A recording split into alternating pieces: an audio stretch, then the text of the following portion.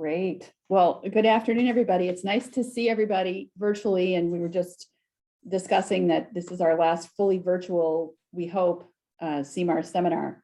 I'm really thrilled to introduce my good friend and colleague, Robin Patel, who's joining us today from Mayo Clinic. Robin graduated from Princeton University and earned her MD at McGill University, and then went to the Mayo Clinic, where she trained in infectious disease and microbiology. She's currently director of the Infectious Disease Research Laboratory at Mayo, where she and her team focus a lot on biofilms. And it's fair to say that Robin is a world leader in this area. She also serves as the chair of the Division of Clinical Microbiology and the Bacteriology Lab. Really, this is an incredible state-of-the-art resource and facility that does work that cross-cuts from clinical detection of bacteria identification and characterization of resistance and susceptibility. In terms of focus, Robin focuses on biofilms, as we mentioned, novel approaches to diagnosing prosthetic joint infections, novel antimicrobial agents, animal models of infections, and clinical bacteriology and diagnostics. Robin wears a number of other hats. She's a member of the Microbiology Test Writing Committee for the American Board of Pathology. She's a voting member of the Subcommittee on Antimicrobial Susceptibility Testing at the CLSI. We work together in Robin's role as the chair of the Diagnostics and Devices Subcommittee of the Antibacterial Resistance Leadership Group, or ARLG, where she's been leading since 2013. Robin's a fellow of the American Academy of Microbiology, a member of the editorial board of Clinical Micro Reviews and the American Society of Micro for many years, and on and on. I won't belabor Robin's many accomplishments, but I love the fact that you took time to join us today, Robin, and I'm grateful for all your many contributions and for leading in such a way as a woman in infectious disease, microbiology, and science. So with that, we'll welcome you and look forward to your talk on Microbial Theranostics, a resistance combating strategy. Thank you, Helen. Great to see everyone, even if it is virtually. Helen, really appreciate the invite, and I'm always happy to talk about antimicrobial resistance. I put together this talk for your group and tried to think about resistance and what we can do in a bit of a different way, and that's why I gave my talk this title, Microbial Theranostics, a resistance combating strategy. And what I hope to sort of share with you is a new perspective on diagnostics, and maybe a new way that we can think about using diagnostics to better address antimicrobial resistance, which I think everyone at this meeting recognizes as a big challenge. I'm not going to go into why and the problems that we're facing. But hopefully you'll see some possibilities on the diagnostic side to assist. When I think about it, and as mentioned, I'm trained in infectious disease, and as a medical doctor, I sort of think about the classic diagnostic paradigm that we execute whenever we face a patient and try to figure out what's wrong with them and what to do. And it's lengthy and it's complicated, and I don't think that's helping with antimicrobial resistance. So this is sort of like back to what I was taught in medical school, but I still think we're teaching our medical students this today. You know, is the patient's clinical presentation caused by an infection? If it's not, you know, for me as someone who deals with infectious diseases, then it's sort of game over and you hand off to someone else. But if it is caused by an infection, you know, the next question is, okay, what is the pathogen, or what are the pathogens? Because sometimes infections are polymicrobial. And so that takes a lot of sort of intellectual exercise to get to that point. And then finally, probably the most important question, what treatment should be administered? And we've really, I think, done fine sort of intellectually thinking about this in this way. But I'm going to submit to you that this classic approach is contributing to antimicrobial resistance, because we really don't get to that third question until the end, and it takes a long time, and people are impatient, and so they like to do things up front.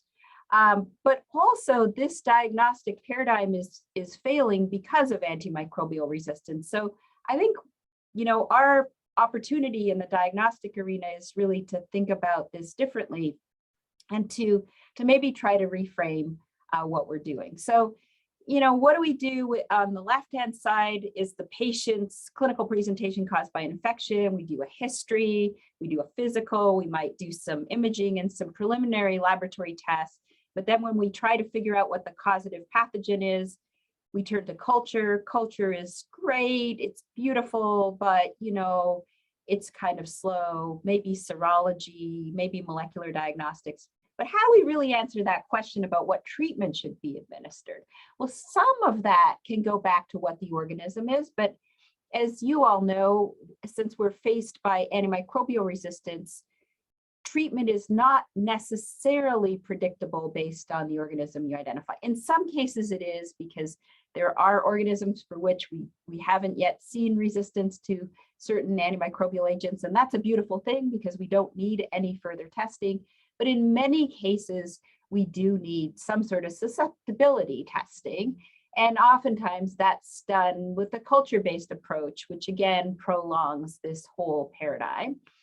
We can use molecular diagnostics there. And I think that's our opportunity to really shift our molecular diagnostics backwards and not really apply them at the third stage, but actually apply them at the second stage or even at the first stage of this diagnostic paradigm, if you will. So what I want to propose is that creative use of new technology can help us shift the diagnostic paradigm, and that can then help us deal with resistance. It can help get our patients on drugs that are active against their infection and help avoid overuse of overly broad spectrum antibiotics, or for that matter, antibiotics when no antibiotics are needed, more right out of the gate than sort of downstream in this diagnostic paradigm. I love cultures, don't get me wrong, they're a beautiful thing, but they're probably not helping in many scenarios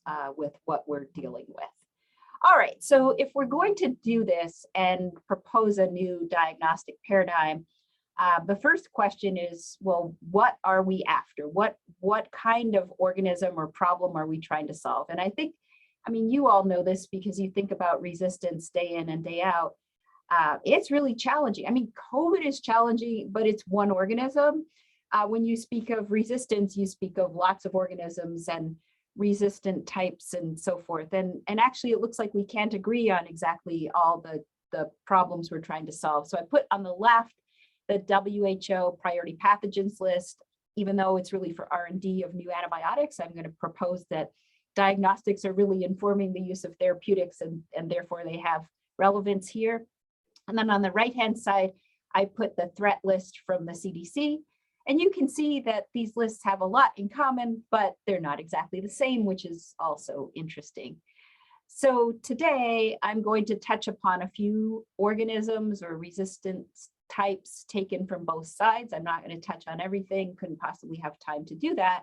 But it does show you that when we speak of diagnostics, we have a lot of big asks because we're trying to solve problems across a number of different organism types. And I'm actually optimistic that we can, because a lot of times we can take a strategy that we used for one organism and its resistance challenge and apply it to another, which is great, thanks to technology developments. The other thing I wanted to point out while I'm here, because I thought it was an interesting comparative analysis, is, as mentioned, there are some organisms that are only on one list. And one of them that I'm going to tell you a bit of a story about here today is Helicobacter pylori. And I note that it's only on the WHO list, not on the CDC list, and hopefully I can convince you that it should probably be on the CDC list, although I know we're not talking to the CDC here, but anyway, hopefully you'll walk away with that message as well. So what is this technology revolution? Well, this is sort of my perspective as a diagnostician. Helen mentioned that I oversee bacteriology testing at Mayo. We do a lot of our own test development here, test development for clinical applications, and it's with that lens that I'm speaking to you today. we've had amazing technology developments. I mean, PCR, it goes back to the 1980s, but it really has changed our ability to diagnose infectious diseases. We started doing microbial PCRs here clinically in the 1990s, and now we've moved obviously to real-time PCRs and multiplex PCRs. And I'll talk a little bit about that, but I'll also talk about kind of a new way of using PCR to address antimicrobial resistance. Maybe not super new, but sort of give you a perspective on that. And then sequencing actually was described before PCR, but really wasn't user-friendly, if you will, for use in clinical microbiology laboratories until the advent of capillary sequencers. So it's been since the 1990s as well that we've been routinely sequencing organisms. And now, of course, we have next generation sequencing and lots of advances in sequencing technology. And I'll talk a little bit about how that can maybe help with antimicrobial resistance as well. The point being, we're seeing a lot of technological advances, and some of them have actually been pushed forward by COVID, which is wonderful. I think we've probably leapt forward about 5 years in terms of what we're doing on the diagnostic side because of that horrible virus. But maybe that's sort of a good side of it, if you will. All right, so you're probably familiar with multiplex panels. We now have multiple multiplex panels for diagnosis of infectious diseases. They're not super new. Multiplex panels for direct detection of bacteria and resistance genes in positive blood culture bottles were first cleared by the United States FDA almost a decade ago, but they are really revolutionary technology. And I want to tell you a little bit of a story about our first foray into this and how we looked at how these panels could really help us better use antibiotics and therefore, in some ways, address antimicrobial resistance. So the traditional way that blood cultures are done is that the blood is drawn into bottles, the bottles are put on an automated instrument, and then each of these bottles has a sensor in it that senses microbial growth, for example, by detection of carbon dioxide production, and signals that there might be something there. And then when the instrument signals that there's something there, we pull the bottle off, we stain it with a gram stain, 1800s technology, of course. And then classically, we have to do a subculture, wait for that to grow, then identify off of that, and then move forward with susceptibility testing. So that whole process has taken a day, 2 days, sometimes 3 days. With multiplex panels, these can be done right away on the positive blood culture bottles, and there are now a number of them that are out there. This is just to show you some examples. There's a test called the film array from BioFire, a test called Verigene from Luminex, ePlex BCID panels from Genmark Dx, and Strec just got some approved. So multiple of these multiplex panels, and they have slightly different configurations, but by and large, they look for a number of gram-positive organisms, an increasing number of gram-negative organisms, including some anaerobic bacteria, which is exciting, resistance genes, and these have been expanding over time, and this includes gram-positive as well as gram-negative resistance genes, and finally yeasts and fungi as well, which is exciting. When these panels first came onto the market, we had a big question in our mind, because what they're really doing is speeding up the diagnostic process.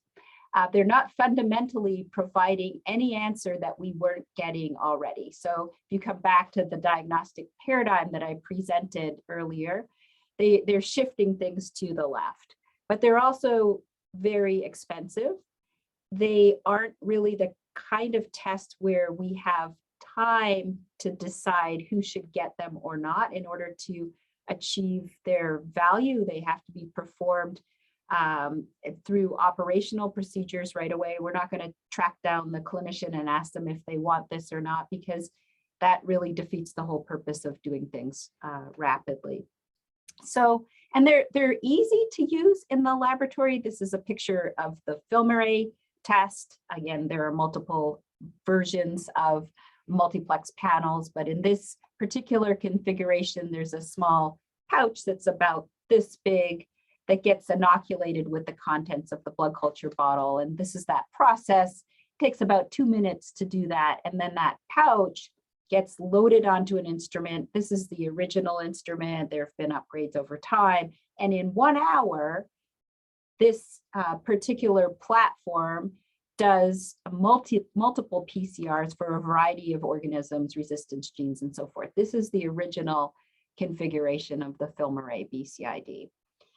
It's expensive. These tests are expensive. And so, we're faced with antimicrobial resistance, but we all are also faced with the increasing cost of healthcare. And so if this is going to be a solution to resistance, we really want to understand how to maximize that value. And so we had big questions about whether or not this would be valuable in our clinical practice.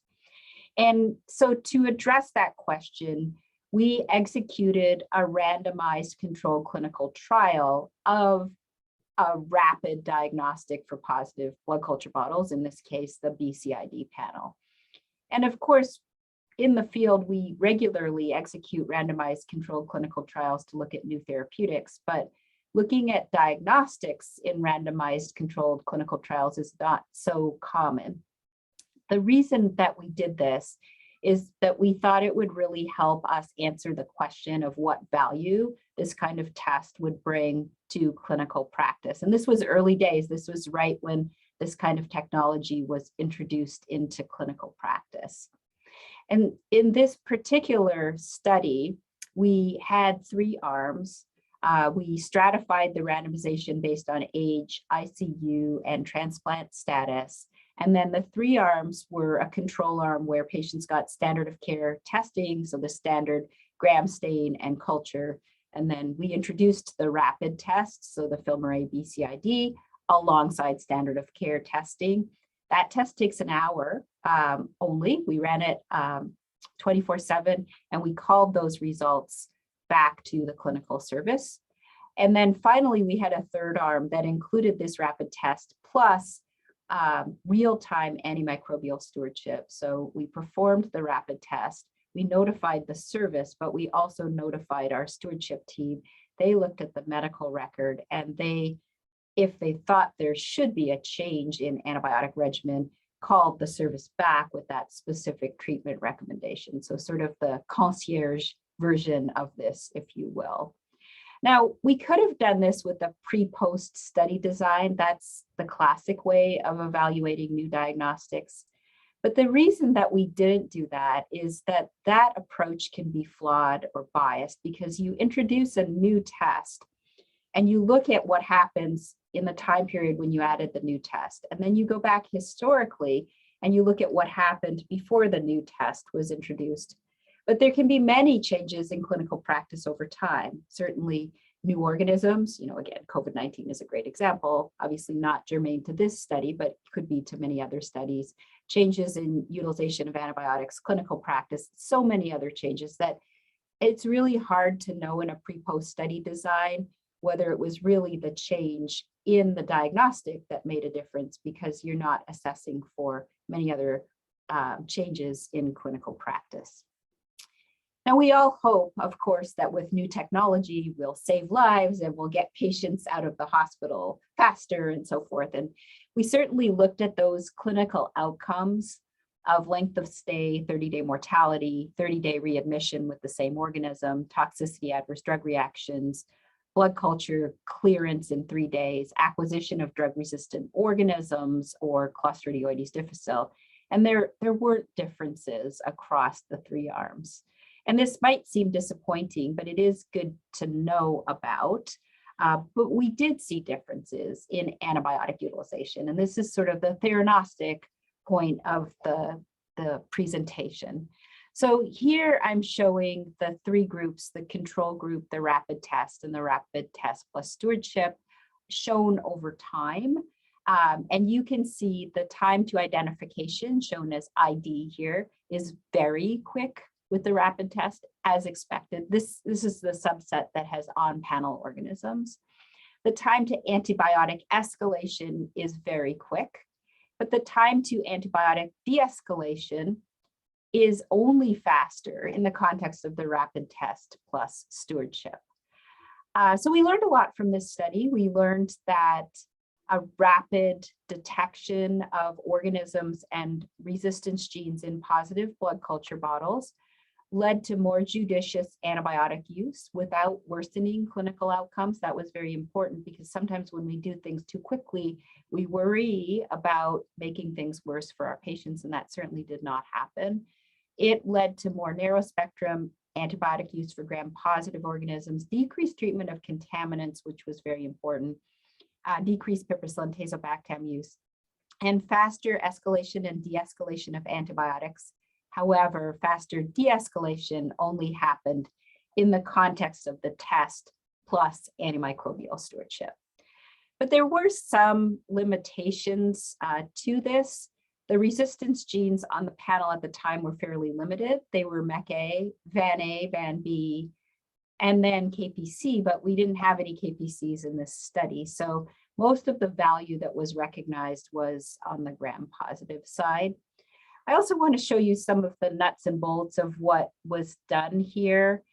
As a diagnostician, this is on the left-hand side, what we see coming off of these platforms. Now, this is an update with the more modern BCID2 version of the test. So for example, we might get a read of Staphylococcus aureus, and MEK-AC MREJ.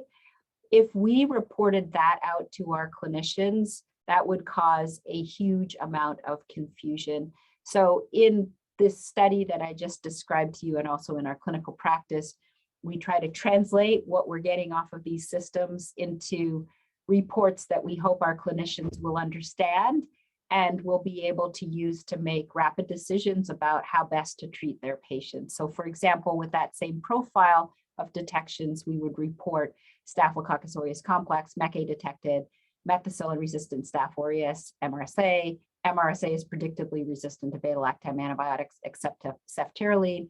Vancomycin or another anti-MRSA treatment is recommended for initial therapy pending susceptibility results and so forth. So we actually give treatment recommendations in our diagnostic report because we feel that, that's a very important reason to run these tests, especially when we're profiling resistance phenotypes genetically. And we should convey that to our clinicians so that they can act accordingly. I think that we can think about other ways of doing detection and assessment of resistance or susceptibility at the same time, rather than sequentially, as has been the norm in infectious disease. And there are other assays out there that do this. So Cepheid, for example, has PCR assays that test for MRSA and MSSA in nasal swabs and also in skin and soft tissue infection specimens. And as you probably know, they have a TB detection assay that simultaneously detects rifampin resistance. This has been around for a while, but I think we can think about that concept and where we can apply that to other infectious diseases to really move the needle on getting patients on the right therapy and off the wrong therapy.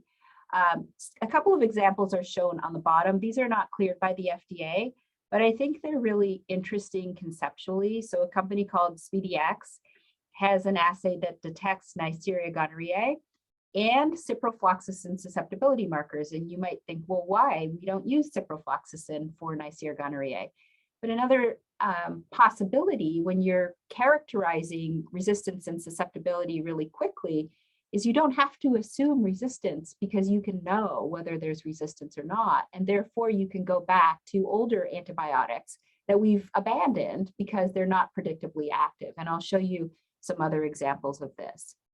And then another example, and I'm going to talk about 3 examples here, is organisms that we don't even do susceptibility on normally, but that have challenging resistance issues. So one of them is Mycoplasma genitalium, an important sexually transmitted infection that is likely underdiagnosed, that has already become relatively drug resistant. And so why not test for it and test for antibiotic susceptibility at the same time? So this company has a Mycoplasma genitalium and a macrolide resistance prediction assay at the same time. it's very difficult to do susceptibility testing on Mycoplasma genitalium, and I'm not even aware of a lab that cultures it. So this is, I think, a very useful approach. Another piece of data, another mycoplasma, although some of these mycoplasmas unfortunately have been renamed, but the old name is Mycoplasma pneumoniae. That organism is often treated with macrolides, but we see data coming out of Asia and a little bit out of Europe and the United States as well, suggesting that not all of the Mycoplasma pneumoniae that are circulating today are macrolide susceptible. But to actually do susceptibility testing on this organism would take weeks in a clinical microbiology laboratory. So that's not a practical solution. That's not going to help us. However, we can design PCR assays that detect Mycoplasma pneumoniae. That is actually the test of choice, is a PCR assay for Mycoplasma pneumoniae now. And at the same time, predict susceptibility to macrolide. So this is a publication that was just released in Antimicrobial Agents and Chemotherapy a week ago from our group. And we developed a PCR assay that would detect, but also characterize macrolide resistance in Mycoplasma pneumoniae. And is this an issue in the United States? Well, our sample size is really small here. We had 114 positive Mycoplasma pneumoniae specimens. They were from across the United States, but as you might imagine, are concentrated in the Midwest, just because that's where most of our specimens are coming from. And across these 114 samples, 10% were macrolide resistant. And you can say, well, maybe that's not important, but I think it is. And I think we don't have a good perspective on how this is evolving over time. It's not a reportable disease. We are oftentimes treating these cases with macrolides. And if we are, back to my diagnostic paradigm, I think understanding which ones are macrolide susceptible or macrolide resistant could actually be helpful in clinical practice. So with that in mind, I want to move and talk about my third example here, and that is the organism Helicobacter pylori. I think everybody's probably heard of this organism. I find it very fascinating. It's a really understudied organism in my view from the standpoint of resistance, but I'm going to show you some data that suggests that we should be concerned. It's a slender curved gram-negative bacillus that's strongly urease positive. It lives in the mucosa of our stomach, and it's very difficult to grow in culture. We do culture for it on the clinical side here. You have to do a stomach biopsy, and even then, it has to be cultured right away, and oftentimes it will die in the process of being cultured. It needs a microaerophilic atmosphere. It's slow growing, just a very finicky little organism. But it's also a concerning organism. I showed you that it's on the WHO's priority pathogens list for drug-resistant bacteria. It's also on the WHO's list as a group 1 carcinogen. So it's a drug-resistant carcinogen, which is frightening, I think. It causes a variety of clinical presentations from asymptomatic to peptic ulcer disease, both gastric and duodenal, to non-ulcer dyspepsia, to gastric carcinoma, and to gastric mucosa-associated lymphoid tissue lymphoma. So really interesting organism as far as the different diseases that it causes. Well, what about treatment? I'll start with treatment, then we'll talk about diagnosis. So it's typically treated with combinations of 2 to 3 antibiotics along with a proton pump inhibitor. We know from guidelines that the initial course of eradication therapy being done right generally offers the greatest likelihood of treatment success. That makes sense. Thus, careful attention to the selection of the most appropriate first-line eradication therapy for an individual patient is essential. Of course, that makes sense. But what are the main determinants of a successful regimen? They are the patient's adherence to the regimen. Sure, that makes sense. There can be a lot of side effects when you're taking so many antibiotics. And susceptibility of the H. pylori strain to the combination of antibiotics being administered. Of course. But we don't routinely do susceptibility testing on Helicobacter pylori. So we're shooting in the dark to some extent in terms of treating this organism. We also know that about 20%, according to UpToDate, of patients fail an initial attempt at Helicobacter pylori eradication. I'll show you some data that suggests this might be an underestimate. And those patients then go on to require salvage therapy. So that gets very complicated. And again, factors associated with treatment failure have to do with resistance of the patient's H. pylori strain to the antibiotics and patient compliance. We don't track resistance in H. pylori. We don't typically test it. It's not a reportable disease. It's not on the CDC's threat list. But hopefully I'll convince you that there is a problem. So we first took a look at it by looking at isolates that came into us at Mayo Clinic laboratories for susceptibility testing. And we looked at 413 H. pylori isolates that came in between the years 2011 and 2016. And what you can see is among those 413 isolates, over 70% are clarithromycin resistant. A large majority are metronidazole resistant. There are pretty high rates of fluoroquinolone, high MICs, we'll just say. We were testing ciprofloxacin at the time. There are other challenges with methods of susceptibility testing and breakpoints and so forth. But there seems to be a signal. However, this is clearly a biased sample set because most patients with H. pylori are not having a stomach biopsy, or not having a culture, or not having an isolate. So it could be that this is just the subset of patients failing therapy and is not at all representative of what's really happening with H. pylori. But that's really hard to know what the real answer is in terms of how common resistance is for patients, for example, at initial diagnosis. We also at that time looked at, well, could we genetically in some easy way characterize clarithromycin resistance in Helicobacter pylori? Admittedly, that's just one of many antibiotics that needs examination here, but it's a place to start. And fortunately, the mutations associated with clarithromycin resistance in this organism, just like we talked about macrolide resistance in Mycoplasma pneumoniae, are pretty predictable. And the most common 23S ribosomal RNA gene resistance associated mutations are in two loci, A1243G and A1242G or C. And so they make for the possibility of assessing these at the same time as one could detect Helicobacter pylori using a PCR-based approach. Now, we haven't traditionally used PCR to diagnose Helicobacter pylori, but we can. So the traditional diagnostic approach to Helicobacter pylori is to use a stool antigen test or a breath test where patients ingest radiolabeled urea and then give off radiolabeled CO2. Those are non-invasive tests. The other way to diagnose it, of course, is to do an endoscopy, collect a specimen. You can do a rapid urease test, staining of the tissue, and then that can provide a specimen for culture. So if you really need to get a full susceptibility profile, that's the way to get to that answer. But most patients at initial diagnosis of H. pylori don't have an invasive procedure performed. So we're really back to the non-invasive test, which you can understand why that's preferable.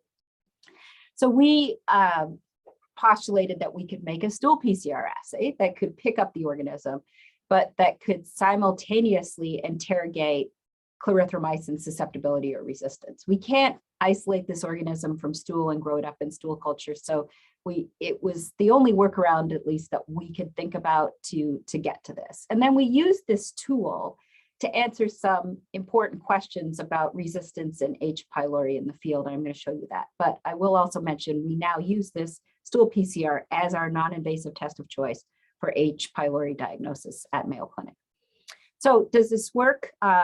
Yes, compared to sequencing, compared to phenotypic susceptibility testing, it's accurate. How common is clarithromycin resistance based on testing stool specimens? Well, in an initial look of 113 PCR positive stool samples, 32% had predicted clarithromycin resistance. So not the 70% that we saw in our isolates, but 32% is still pretty high. But admittedly, this is still a biased sample set because we don't know what's going on with these particular patients. So we developed a better sample set where we looked at Mayo Clinic patients who had stool samples that were stool antigen positive for H. pylori. We looked back at their electronic medical records for their clinical information about whether this was initial diagnosis of H. pylori or subsequent diagnosis, test of eradication, what they were being treated with, and so forth. And that's the data I'm going to share with you today. From a definitional standpoint, we define treatment success or failure based on the result of their test of eradication. So if it was positive, it was a failure. And if it was negative, it was a success. And we group them into two groups, an initial diagnosis group. So those were presenting for the first time, or possibly they had H. pylori in the very remote past. And then the test of eradication group, that's a group undergoing testing specifically to confirm or refute eradication of H. pylori. We looked at patients aged 3 to 91 years. Most were adults. There were 139 females, 84 males. And importantly, in our own Mayo Clinic practice, clarithromycin triple therapy was the most frequently used initial therapy combination. It was used in roughly 2/3 of these patients, and actually some of the other regimens included clarithromycin as well. So clarithromycin resistance is likely common. I'm going to show you how common, and clarithromycin-based therapies are being used as the most commonly used regimen. So I think that's important. So then we answered the question, how common is clarithromycin resistance in patients with an initial diagnosis of Helicobacter pylori? So when we looked at this overall, clarithromycin resistance was found in 39% of the patients in our sample set, but in the initial diagnosis group, it was found in 31% of positive samples. So I think in our practice, it's around 30% of initial diagnosis of H. pylori has clarithromycin resistant H. pylori. And that's really important because I don't think we knew that before. I don't think there was a way of really getting to that figure. And it tells us that this is an important problem. How it's been changing over time, I don't know. I suspect it's been increasing over time, but that's not based on any actual data. Now we can track and monitor that. And then the other question that we wanted to answer is, does it matter? So if you take a patient who has predicted clarithromycin resistance and you treat them with clarithromycin-based therapy, are they more likely to fail than if they have predicted clarithromycin susceptibility? So in our cohort overall, the treatment success rate when we detected resistance was 48%. And when we didn't, it was 74%. But in the group specifically receiving clarithromycin-based triple therapy, the success rate was 41% when resistance was predicted and 70% when it was not predicted. So this, to me, strongly suggests that if they have predicted clarithromycin resistance, that clarithromycin is not a good drug to treat them with. And it's logical, but having that data, I think, was pretty helpful. We also looked at the test of eradication group to see how commonly clarithromycin resistance was found in that group. So remember, they're testing positive after receiving their therapy. And in those previously treated, for example, with a clarithromycin-based triple therapy regimen, 69% had predicted clarithromycin resistance. So again, just more evidence that, it's in those failing therapy that you're up around that 70%, which is interestingly very close to the same rate that we saw in our isolates, which came from stomach biopsies, presumably enriched for people failing therapy. So I think this is interesting. I think it's a new way of not just diagnosing H. pylori, but learning something about susceptibility. Obviously, there are many other drugs, because then the next question is, okay, if it's not susceptible to clarithromycin, what about those other drugs? And we're working on that, and I don't have any new data to share in that regard, but I think we can move the needle and see what more we can do if we know what we need to try to aim for. And certainly non-invasive diagnostics that can give us the answer as to what's wrong with the patient, but also inform how to treat them can be very helpful. So I mentioned at the beginning, sequencing-based diagnostics. Our team has done a lot of work in sequencing-based diagnostics. we executed a very large study of shotgun metagenomic sequencing, which is super popular in infectious disease today, but about which we're still learning, where you take a specimen and you sequence everything in it, you subtract out the human sequences, and then you look at what's left over, and you can make a diagnosis of a bacterial infection or a parasitic infection or viral infection or fungal infection. But because you are sequencing everything in the sample, and if you're sequencing deep enough, you can actually sequence the entire chromosome of the microbe and any extra chromosomal genetic elements that might be there as well. And if you can then take that information and use it to predict antibiotic resistance and susceptibility, you can theoretically use this kind of deep sequencing approach to not only figure out what's there, but what it's susceptible to. And so I wanted to show you an example. This is from a large clinical trial of 408 patients with arthroplasty failure that we analyzed with shotgun metagenomic sequencing. I'm not going to go into all the details of that, but in this particular patient, we identified a novel organism for this disease called Mycoplasma salivarium. It hadn't been reported as a cause of this disease prior to this report. It's not terribly surprising because it's a little difficult to grow in culture, so it had been missed. But once we found this organism in this patient using shotgun metagenomic sequencing, we were very excited about it. But the next question was really, well, what do we treat it with? Of course, that's always the next question, right? And so our clinicians pushed us a little bit, and they said, well, can you look at the sequence data and tell us whether it's macrolide susceptible or not, because that would be very helpful clinically. And that's challenging because we don't know a lot about mechanisms of macrolide resistance or susceptibility in unusual organisms like Mycoplasma salivarium. As I mentioned, we did this already with Mycoplasma pneumoniae. I showed you that data. And so we looked at the most common mutations in the 23S ribosomal RNA gene of Mycoplasma pneumoniae and did a parallel alignment with what we had found using shotgun metagenomics in Mycoplasma salivarium, and predicted that this patient would have macrolide resistant Mycoplasma salivarium. Again, this is not like clinical grade testing. This is really a research question at this point. We ultimately, using specialized cultures, were able to recover this Mycoplasma salivarium in culture and confirm that it was macrolide resistant. And I think that as sequencing technologies are increasingly used in infectious diseases, if we can take genomic and extrachromosomal data from microorganisms and go from genotype back to phenotype, we can use some of the sequencing-based diagnostics to predict susceptibility and resistance. There's a lot of work that still needs to be done in this domain. This is just an example of, this is isolates here of Staphylococcus aureus that we sequenced the genomes of, and then used a couple of different bioinformatics pipelines to predict susceptibility or resistance. And they actually work pretty well. So for Staph aureus, it looks like this can be done. And then the possibility of going right from clinical specimen to do this exists.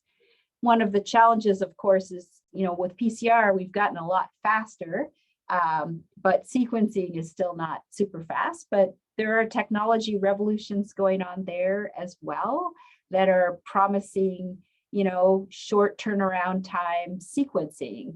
And, one of the technologies out there is the Oxford Nanopore technologies. We just published a couple of studies looking at the ability of this technology to detect and predict resistance and susceptibility to a number of antibiotics from biosamples from patients undergoing Whipple procedures, so a very niche kind of diagnosis. But using this technology, and this is very high level, in 6 to 12 hours, we could recapitulate the results of phenotypic susceptibility. Again, very early on, but maybe some of the sequencing-based diagnostics can help get us there as well. I think from the resistance standpoint, we now have so many technologies that we need to think beyond just detection, and we need to think about what information could be useful to generate on the clinical side to help us get patients on the right antibiotics. And I showed you that big list of organisms from the WHO and CDC. I think there are multiple different possibilities. We just have to think through what the important questions are for clinical practice. This is just an example of some data I pulled out of a CID article looking at strep pyogenes. Now, this is invasive strep pyogenes, but I think there are lots of patients with strep pyogenes pharyngitis being treated with macrolides who probably have macrolide resistant organisms, right? But we could figure that out and we could provide that in a report. And so we need to think about what the important questions are and what we need assays to do, because I think we can now. I think we finally have the technologies that we can deliver truly new diagnostics that are not just diagnostics, but that can help us really get patients on the right therapy, the theranostics side of this. But we need to figure out what the important questions are. And then we can design these diagnostics to help us with a new diagnostic paradigm, a diagnostic paradigm where we don't have to go through this 3-step procedure, but we can really compress this into, is this an infection? And if so, what's the organism and what treatment should be given? And answer all those questions at the same time.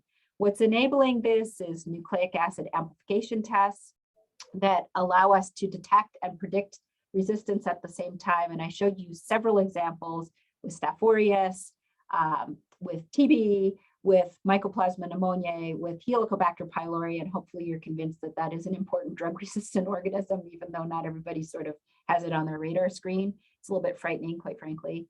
But even with new sequencing technologies, I think we need to think about the need to detect and diagnose, yes, but also the need to get us to what treatment should we be giving. And with that, I'd like to thank my team at Mayo Clinic. I have 2 labs. I have our clinical lab, they're shown on the top. This is the clinical bacteriology laboratory at Mayo Clinic.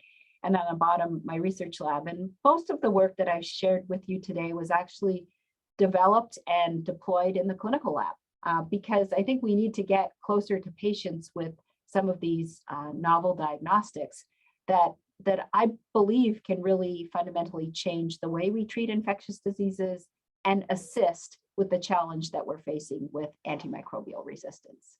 So I'll stop there and I'm happy to take any questions that you might have.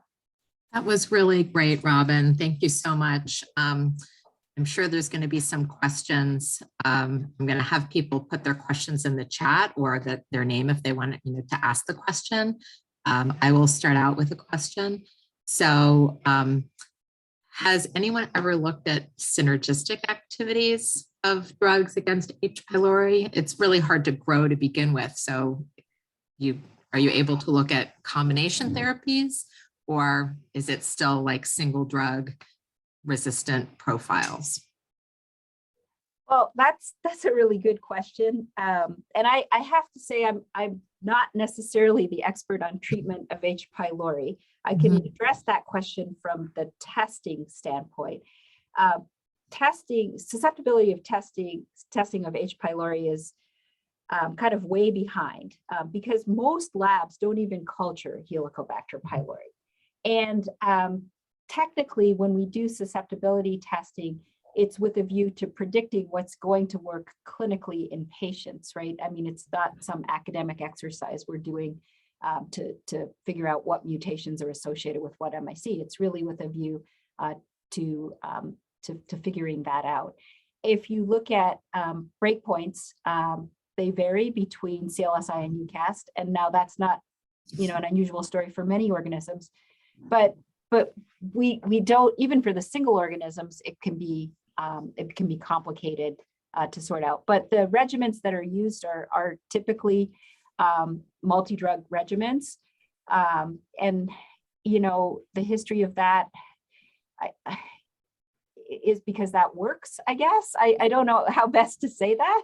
I don't know. I don't know a ton about treating H. pylori either. So and that's another issue with H. pylori. I would say the poor organism belongs to so many people that it belongs to no one, right? So it's not really the baby of infectious disease people. It might be the baby of GI people, but maybe not even. It could be the baby of primary care docs, but are they positioned to answer these questions about tough resistance, right? And then how are you going to address these questions? I think that point is great. Is there synergy? There is a new combination antibiotic formulation that has been recently cleared by the FDA to treat H. pylori. So that certainly there's some action on the pharma side, I guess. But I feel like it's sort of a neglected organism, and we in microbiology neglected it too, because we don't do this testing normally. So the poor H. pylori, I think it's flying under the radar. And I think, by the way, that this resistance that we're seeing is not because of what we're doing to treat H. pylori. It's just that H. pylori is probably getting exposed to antibiotics given for a whole number of other reasons and undergoing its own evolutionary pathway. And this is what we're seeing. But I don't know, I'm probably over speculating here. It's very interesting. Thank you. We have a question in the chat from Emmy Bailow about availability for clinicians to send samples. Yeah. Yes. So for at our own place, yes, we can take biopsies and we'll do culture for susceptibility, because I think if you're doing a biopsy and someone's failed treatment, I think you should really think about doing a culture and getting susceptibility data. Hopefully I convince you of that. We can't do that directly from stool, but we can do the stool PCR. And yes, you can send us a sample for that if you'd like to. And unfortunately, the unfortunate thing is if you find clarithromycin resistance, then you're sort of stuck, right, of what to do, but at least you know that. And I think we have a lot more work that we can do in this area. So it looks like I convinced you about H. pylori. It's great. We're going to move to Dr. Sneidman, who I know has a question, I think.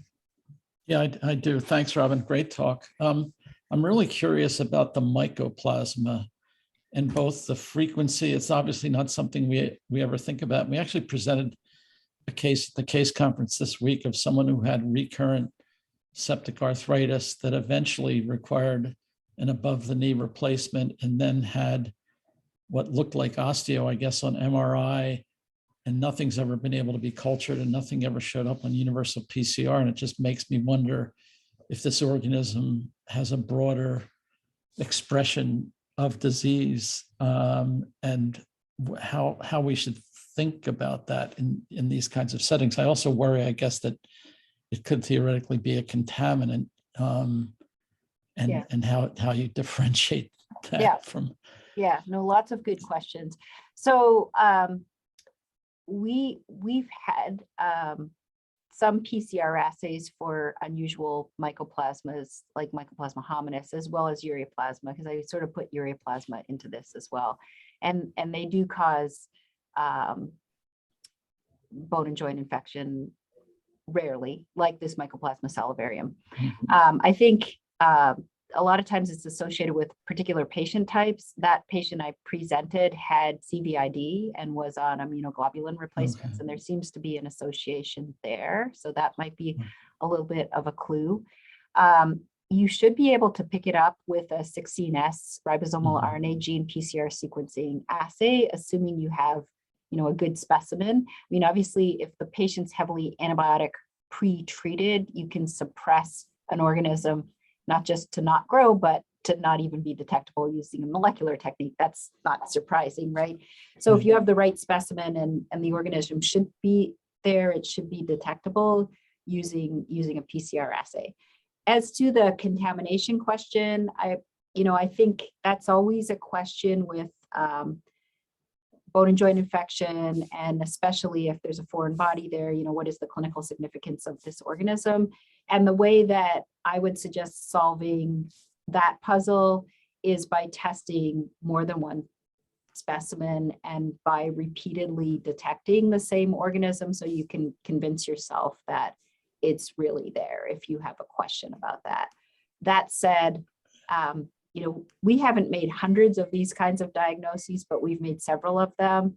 And typically when that kind of organism is detected, it's really there, in my experience. You don't have like a touch of Mycoplasma salivarium, but there can be questions, right? And then, getting a second specimen and confirming you get the same answer again is, I mean, just like you would do with Staph epi or Cutibacterium acnes or something like that, where you're like, oh, I don't know. You can apply that same sort of logic there. Okay. I also wanted to follow up on your blood culture identification study. And I mean, we found somewhat similar results, and they were presented but not published. And I wonder what you're currently doing at Mayo in terms of, direct identification, because it seems like the stewardship piece is the crucial piece in many respects. When you get that result. Yeah, so we do involve our stewardship in our rapid blood culture based diagnostics, but what we're doing is a little complicated and convoluted, but makes sense to us. So we use the FilmArray BCID for gram positives and for yeast, but we use the Accelerate Pheno, which I didn't talk about. It's a rapid phenotypic susceptibility platform that actually uses imaging-based analysis. It's kind of cool technology as well for gram negatives. And we executed a second clinical trial on the gram negative side because in the original BCID study, it really didn't make a huge difference for us on the gram negative side. But remember, it only had KPC on it and at the time. And, so what we found was that we could tell our clinicians, oh, it's E. coli, but, of course, maybe that helped them know it's not Pseudomonas aeruginosa, but it really didn't help them move that needle in terms of, okay, what do I treat with? Because that just became probabilistic treatment. It wasn't directed by actual detection of resistance mechanisms. So we did a second clinical trial with the Accelerate Pheno panel for just gram negative bacteremia and showed that had a benefit in terms of faster de-escalation and escalation for gram negative bacteremia. And so that's what we use for our gram negatives. But then we also do rapid MALDI because with both the BCID and the Accelerate Pheno system, there are occasionally things in people's blood cultures that aren't picked up by either of those systems. And we found that we can get rapid answers with rapid MALDI, even for many anaerobes. David, you'd be excited to know that. I don't know that they're really growing because they're not growing anaerobically, but they're maybe just like warmed up a little bit and they can be identified using a proteomic technology. So that's been exciting for us to be able to do as well. So it's kind of a multi-pronged approach that we're using right now. So you're finding more anaerobic bacteremia because of the rapid MALDI than we appreciate? We're just identifying them faster. So none of these these rapid tests for positive blood cultures are only telling you what's growing in your blood culture bottle faster. They're not actually detecting more bacteremia. Okay. That's a whole separate question that we need to get after as well, but not for today, maybe. Right. Okay. Anyone else have any? Let's see. Dr. Butler, Ted Butler, do you send results to clinical team and stewardship simultaneously? And if so, if a favorable treatment decision is made, how does one attribute causality? Well, so the most important group to get the result is the treating clinicians. So they get it right away. The stewardship team does as well, but they're not always here. So they don't work 24/7. So they tend to it when they are here. Our treating clinicians, they're here all the time, and so we notify them immediately, and it shows up in the medical record. So I think this is sort of opening another can of worms in healthcare of how do you communicate results and how do you make sure people know what they mean and take action in a timely manner and so forth. All of those pieces I think are complicated, and I don't think we do a perfect job of them. When we executed the BCID trial, the clinical trial I told you about, we had a stewardship team, a research stewardship team that handled things 24/7, which was beautiful. Right. But in real clinical practice, that doesn't happen. And so, Right. you know, you're absolutely right, that this is a challenge. I think we need to figure out the best systems to do this. And it can't always be people. It might need to be computer-based systems and so on and so forth. But we have to figure this out better in healthcare, because we need it for antibiotic resistance. And as I showed you, people didn't de-escalate with just the result of the test.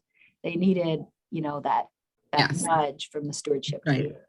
Well, I mean, you make a great point. You know, designing a PCR that works in stool that detects SNPs for, you know, macrolide resistance and H. pylori is a very different kind of intellectual approach than the one that asks questions about how to, you know, implementation science focused questions. And it's all really important. You know, we have a colleague who does a lot of research that's more toward implementation science. It's really, really important. So.